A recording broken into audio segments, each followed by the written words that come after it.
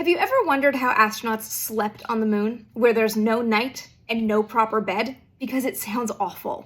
Every Apollo mission was obviously scheduled around landing. The crew had to be awake and rested at the time they were landing on the moon, which meant that their sleep periods were all pinned to this one event. On Apollo 11, one of the biggest concerns was that the astronauts not inhale the moon dust that they would bring in attached to their suit. So they had the astronauts sleep in their full pressure suits with everything buttoned up, sealed away. And it was awful. They said that it was cold even with their cooling system turned off, and there was noise from the cabin. Things got a little bit better on Apollo 12. This was the first mission that used hammocks, effectively hanging the astronauts in an X position inside the spacecraft. Apollo 14 had effectively the same problems as Apollo 12, but they also landed at an angle, which meant that Al Shepard and Ed Mitchell were waking up constantly throughout the night to make sure they weren't falling into a ditch. Apollo 15 was the first crew to actually take off their bulky spacesuits to sleep, which meant that they were still wearing this liquid-cooled undergarment, which was pretty uncomfortable to sleep in. Plus, the cabin was still really loud. They didn't sleep great. On Apollo 16, Commander John Young decided to take his liquid-cooled garment off too and just sleep in his continuous wear garment, which is kind of like long underwear,